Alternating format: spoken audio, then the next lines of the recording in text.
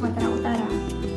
Nama peneliti Laila Hafni Simanjuntak, asal perguruan tinggi Universitas Islam Negeri Sumatera Utara, dengan tahun terbit yakni 2018. Selanjutnya pada bagian latar belakang, adapun uraian permasalahan yang terjadi yaitu dunia pendidikan diguncangkan dengan turunnya karakter anak bangsa yang sering muncul di mana karakter anak bangsa semakin merosot dan berubah menjadi rapuh, hingga pada akhirnya sesuatu yang dianggap tabu sekarang menjadi biasa-biasa saja.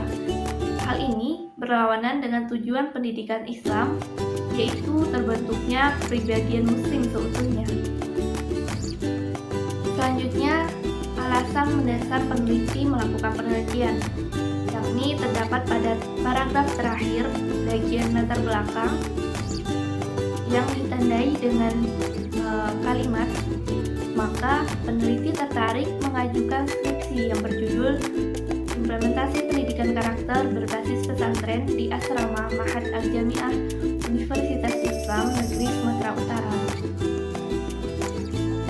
Untuk data pada paragraf data prapenelitian sama seperti sebelumnya, yakni terdapat pada paragraf terakhir pada bagian latar belakang,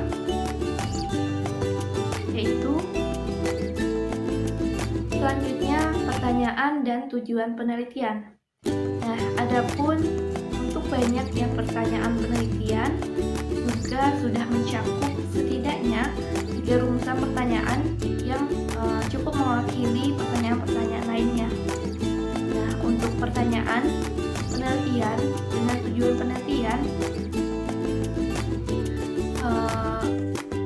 keduanya memiliki hubungan yang saling berkesinambungan satu dengan lainnya,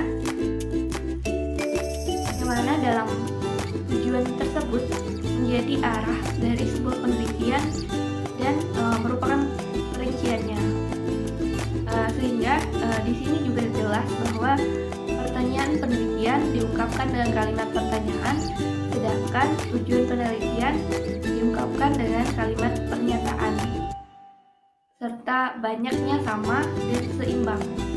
Dari rincian pertanyaan sudah diajukan sama banyaknya dengan tujuan penelitian yang ingin dicapai, yakni sebanyak 3. Dan keduanya sudah diuraikan secara jelas. Selanjutnya pada bagian manfaat penelitian. Nah, pada bagian manfaat penelitian tersebut, peneliti sudah memaparkan secara baik dan sudah sesuai dengan objek penelitian yang dituju, sehingga antara objek penelitian dengan tujuan penelitian saling terikat satu sama lain, dan baik manfaat secara teoritis maupun praktis keduanya telah dipaparkan secara rinci di sini, sehingga memudahkan dan bisa menjadi gambaran pembaca untuk output maupun outcome setelah membaca hasil penelitian tersebut. Nah, namun pada penjabarannya peneliti tidak menjabarkan secara jelas kepada atau bagi siapa manfaat penelitian tersebut diajukan. Kemudian selanjutnya pada bagian landasan teori atau kajian pustaka. Nah, pada bagian tersebut peneliti sudah mengutip cukup banyak dengan berbagai referensi yang saling relevan serta menguatkan antara teori satu dengan yang lainnya, sehingga suatu subtopik yang dibahas semakin kuat dengan teori-teori yang ada. Kemudian dari segi teori yang dicantumkan juga sudah sesuai dengan topik yang sedang dibahas.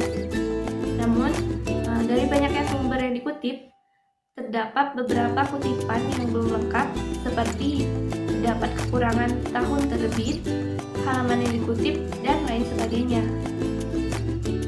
Selanjutnya pada bagian kajian terdahulu atau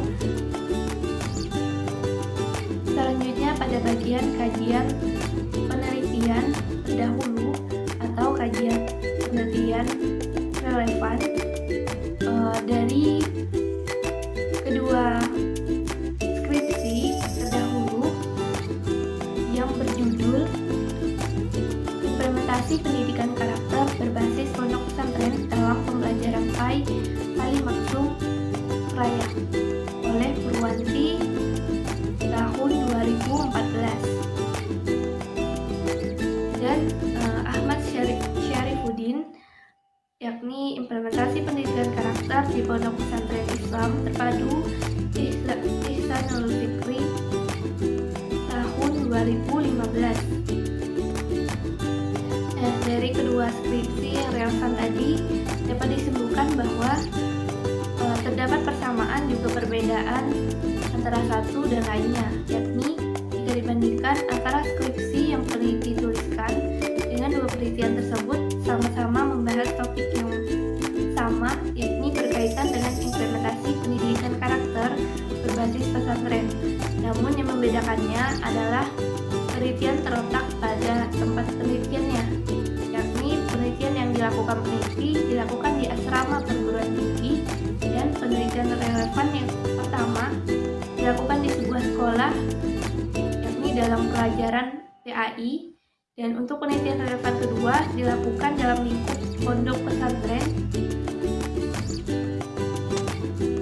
Dan juga terdapat perbedaan, yakni objek yang diteliti maksimal berusia 24 tahun.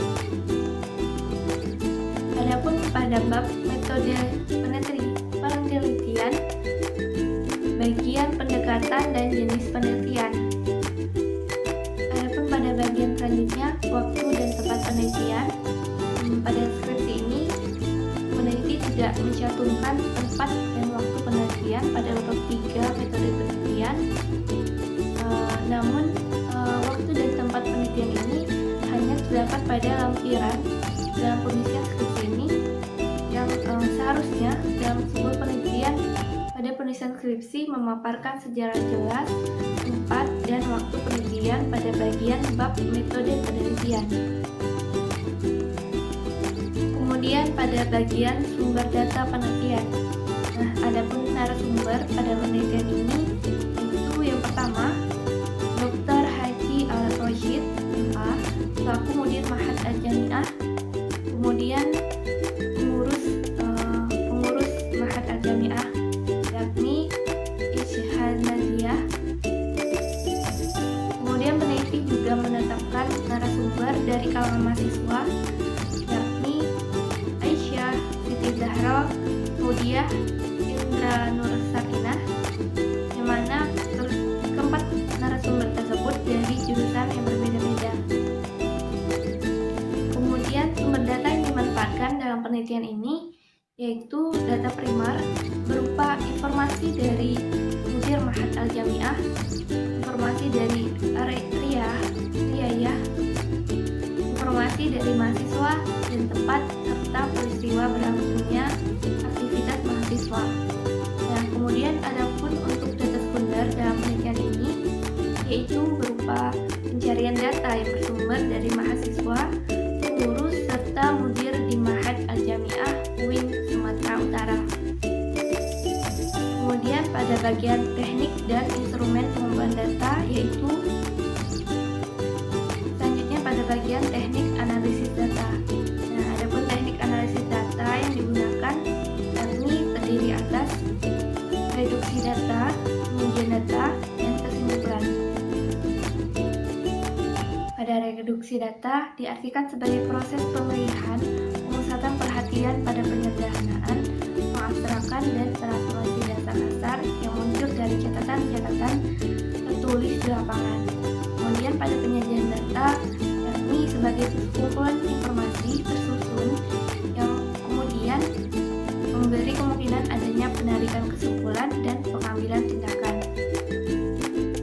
Selanjutnya menarik kesimpulan. Pada tahap ini seorang peneliti kualitatif mulai mencari arti benda-benda, mencatat keteraturan pola-pola, penjelasan konfigurasi yang mungkin, alur sebab akibat dan proporsi.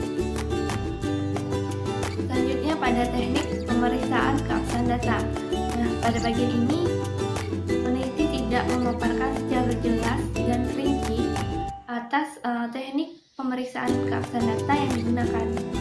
Nah, pada bagian ini juga penulis hanya memaparkan kriteria yang digunakan. Padahal seharusnya pada bagian tersebut peneliti langsung menentukan teknik apa yang digunakan, sehingga tidak membuat pembaca kebingungan untuk